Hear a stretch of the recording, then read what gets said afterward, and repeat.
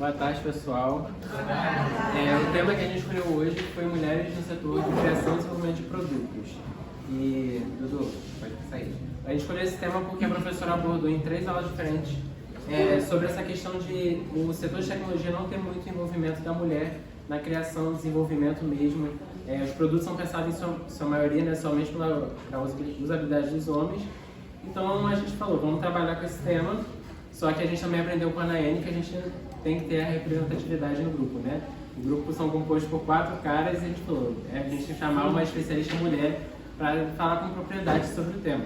E o nosso fundamento teórico escolhido, a primeira pessoa que a gente escolheu foi a Judy, eu não sei falar, mas Judy, e aí ela fala sobre essa questão da não neutralidade das tecnologias, então nosso trabalho é fundamentado nessa questão, né? As tecnologias são pensadas especialmente para mulheres, para homens, desculpa, e aí a gente trouxe ela para apresentar esse contraponto. A segunda escolhida foi a Dona, né, que é a do Ciborgue. Ela fala sobre existir um mundo ideal, e o mundo ideal é não apresentar gênero, né? E por isso que a gente escolheu também ela como fundamento teórico para abordar esse tema melhor. E a terceira escolhida é a Beba, que a gente viu na última aula, né? E ela falava sobre o setor de desenvolvimento da tecnologia não ter ainda um número suficiente de mulheres. E essa é uma mudança que aos poucos está acontecendo, mas ainda é muito pouco essa representatividade. No Brasil mesmo são apenas 20% de mulheres no setor de desenvolvimento. Então a gente escolheu esse tema. Chega de falar, né? Agora vamos deixar para a especialista. Eu vou me apresentar, meu nome é Bianca, eu sou formada em Arquitetura e Urbanismo, tenho alguém de Arquitetura e Urbanismo aqui também, da FAUF, eu sou formada pela FAUF-RJ, há algum tempo já.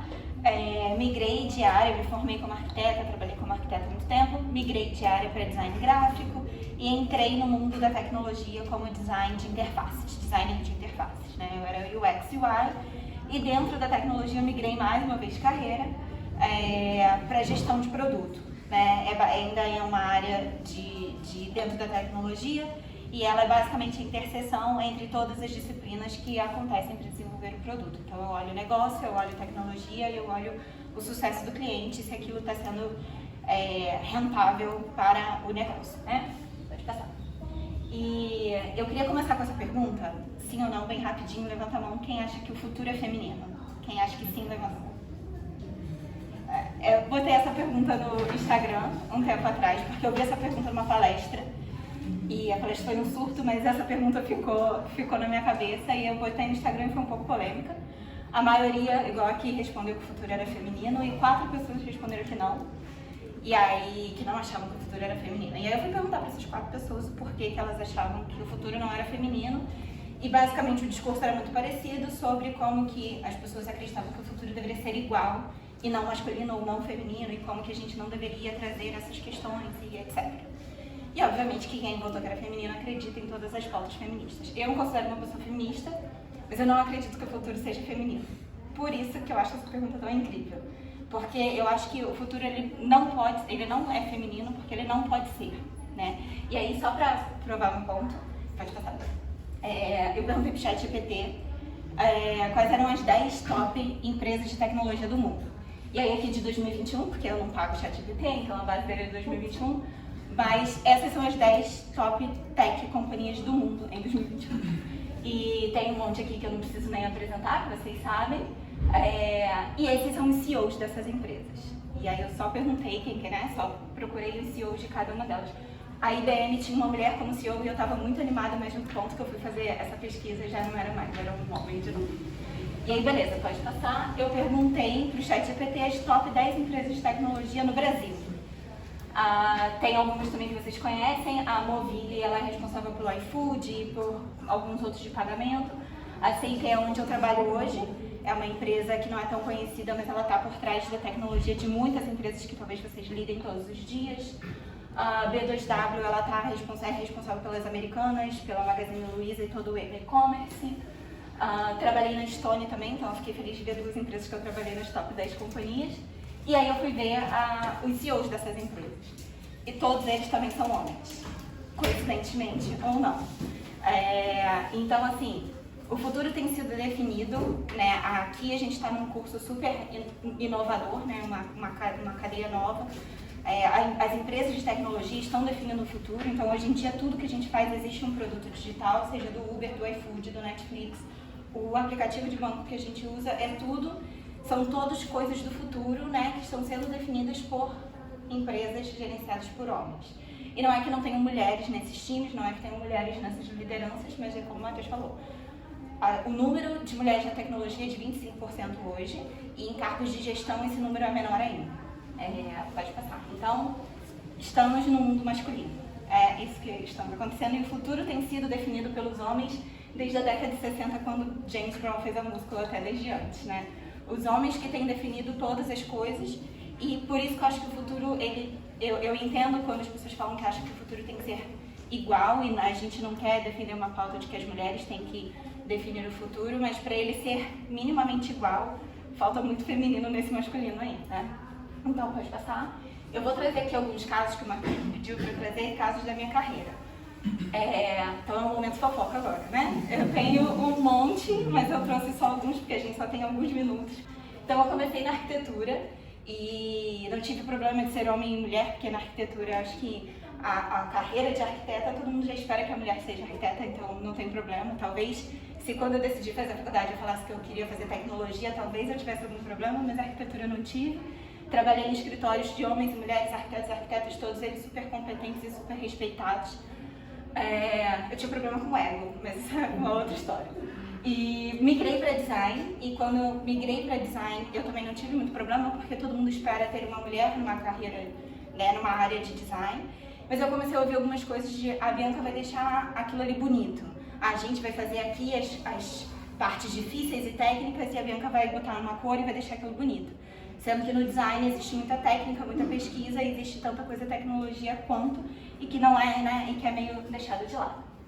E aí, quando eu migrei para produto, eu entrei na área masculina. E aí que eu comecei a ter algumas dificuldades um pouco maiores, e eu recebi o meu primeiro feedback de que eu tinha que melhorar a minha atitude positiva. Logo no começo da migração, foi um feedback que me incomodou muito, porque eu nunca tinha ouvido esse feedback antes na carreira, nas outras áreas, e falaram que eu tinha que melhorar minha postura, porque eu era muito incisiva em algumas coisas e que eu precisava, né, para lidar melhor.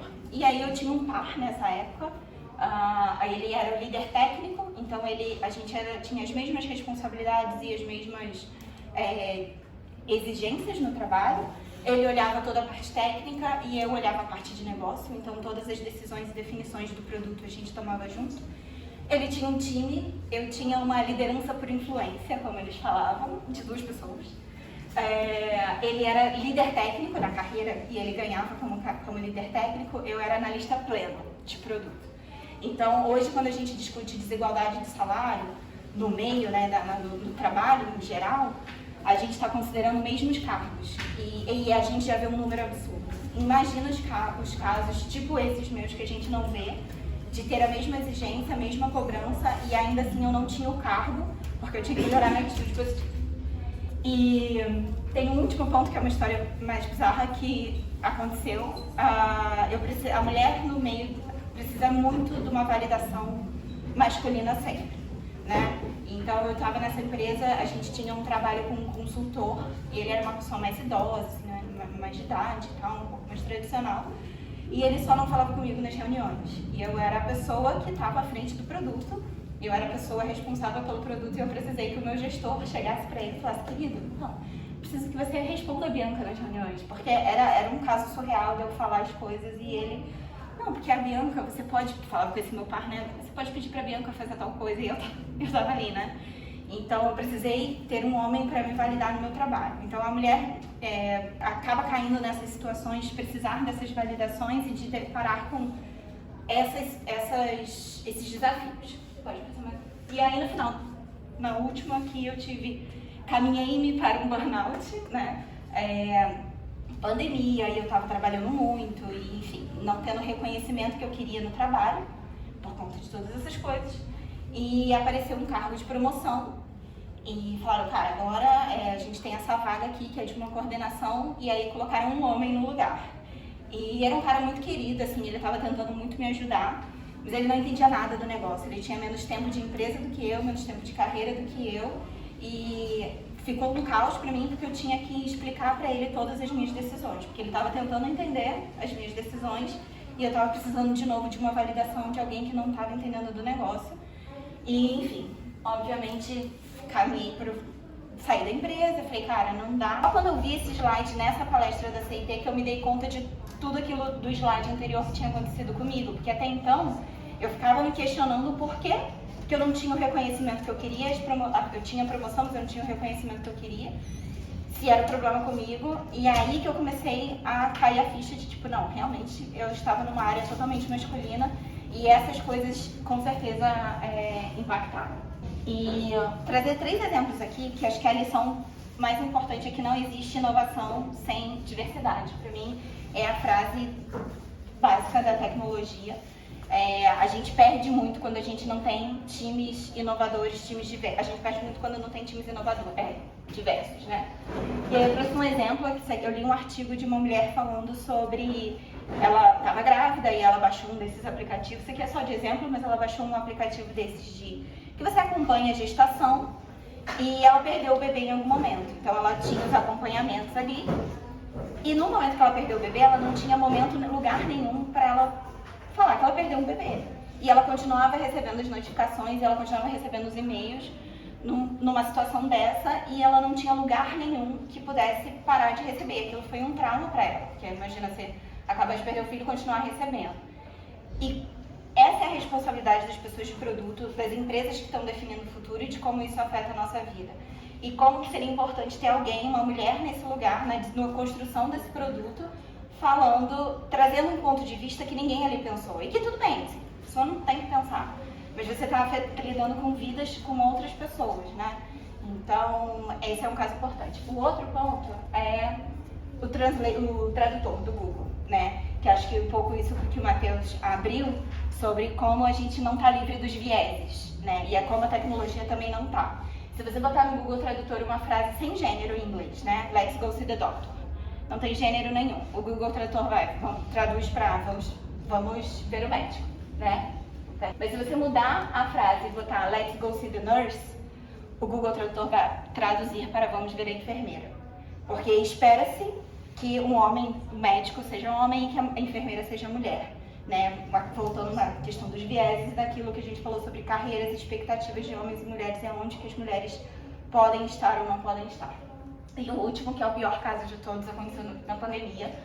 3 caras da Alemanha criaram essa startup para resolver um problema muito grande, as mulheres aqui, a maioria elas vão entender, de trocar o absorvente no período menstrual. E aí eles inventaram esse produto super inovador, que é uma luva rosa de plástico, porque é para você resolver, sei lá, qualquer problema. E eles receberam um investimento de 50 mil euros, sabe? E foi um surto, não tinha uma mãe, uma irmã, alguém ali pra falar, cara, isso não vai dar certo. Mas, de novo, toda aquela coisa que a gente acha que a gente já tem todas essas respostas e que falta um pouco a gente olhar o outro, entender o outro e como isso está dentro da gente, né? Então, para fechar, que eu acho que já passou nos meus minutos, mas 3 dicas que eu dou aqui para vocês, dado tudo isso.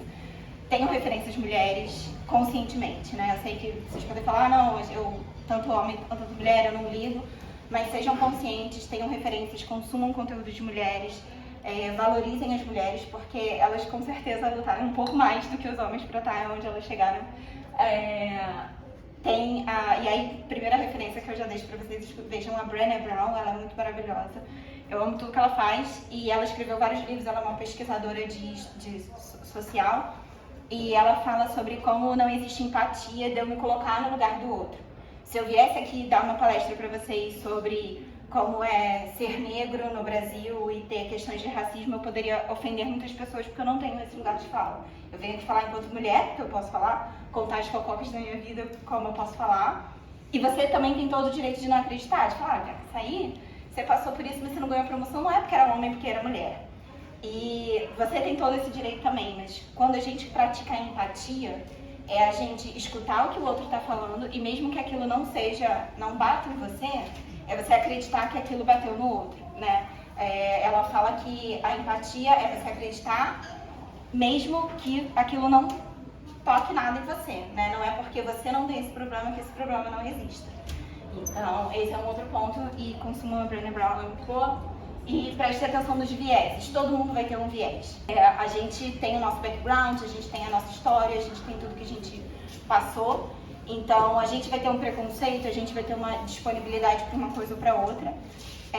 E eu acho que a gente não deixa isso de uma hora para outra, mas preste atenção nos vieses que você tem, que isso vai te ajudar a escutar o outro e falar, cara, eu acho que isso aqui não tem nada a ver, mas eu não sei dessa história, talvez para ele faça. Então, preste atenção no que na sua cabeça tá, porque a gente vive nesse mundo cheio de, né, carregado de todo esse machismo. Tudo aquilo que eu passei pode ser visto ou não como machismo, nunca teve uma coisa muito clara ali. Mas com certeza veio dos vieses. E eu tenho certeza que todos os homens que trabalharam comigo não falaram, não vou dar a promoção para Bianca porque ela é mulher. Mas talvez, se eles tivessem prestado atenção nos vieses que eles tinham, talvez muita coisa teria sido diferente. E por último, para eu acabar, eu vou deixar essas duas, quem tiver interessado, tem essas duas organizações sobre mulheres na tecnologia, engenharia, matemática e áreas de homens.